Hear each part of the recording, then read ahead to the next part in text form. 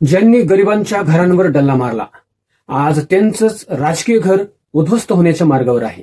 सिन्नरचे king maker समजले जाणारे माणिकराव कोकाटे आज कोर्टाच्या पायरीवर हतबल उभे आहेत. ज्या फाईल्स त्यांनी 30 वर्षांपूर्वी बंद केल्या होत्या, आज त्याच फाईलने त्यांचा गळा घोटलाय. मित्रहो, गरीब असल्याचं सोंग अखेर मंत्री झाला बेजार. 30 वर्षांच्या घोटाळ्याचा नाशिक कोर्टात निकाल जाहीर झालेला आहे. नियम मोडले, घरं लाटली, आता मात्र खुर्ची सुद्धा सुटली. फसवणुकीचा तो जो कॅनडा कॉर्नर आहे ना, पॅटर्न, कोकाटेंची जी सद्य आहे ती संपलेली. मित्र हो, काय घडलं बरं नेमकं? मंडळ, हे प्रकरण आहे 1995 सालातलं. कोकाटे तेव्हा मोठे नेते बनण्याच्या तयारीत होते. नाशिकच्या मध्यवर्ती भागात असलेल्या कॅनडा कॉर्नरमध्ये मुख्यमंत्री कोट्यातून घर मिळणार होती. ही घरं कोणासाठी होती? तर ज्यांचं उत्पन्न अत्यंत कमी आहे अशा कष्टकऱ्यांसाठी ही घरं होती. पण कोकाटेने काय केलं? खोटं प्रतिज्ञापत्र, स्वतःचं उत्पन्न त्यांनी वार्षिक फक्त 30,000 रुपये दाखवलं आणि या ठिकाणी बनावट स्वाक्षरी त्यांनी त्या ठिकाणी केलेल्या आहेत. कागदपत्रांवर सरकारी अधिकाऱ्यांच्या आणि इतरांच्या बनावट सह्या केल्याचा ठपका कोर्टाने ठेवलेला आहे.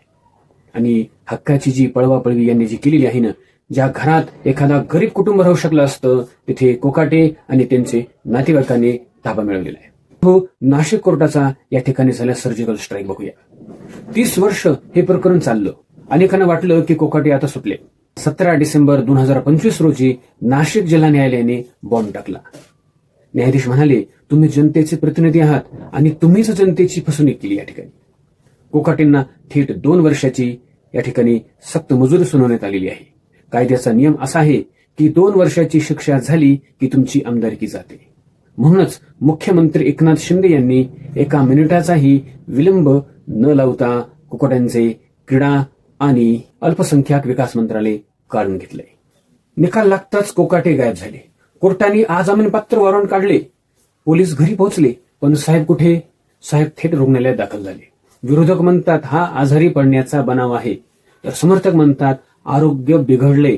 पण आता कोकाटेंना वाचवण्यासाठी फक्त मुंबई उच्च न्यायालय हाच शेवटचा पर्याय उरला.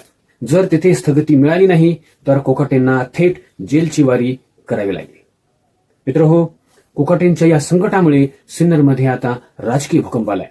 त्यांचे कट्टर विरोधक उदय सांगळे आणि वाजे गट आता सक्रिय झाले आहेत. कोकाटेंचा बालेकिल्ला आता ढासळणार की यातून फिनिक्स पक्षाप्रमाणे भर घेणार, हाच महाराष्ट्राच्या राजकारणातला सर्वात मोठा प्रश्न आहे.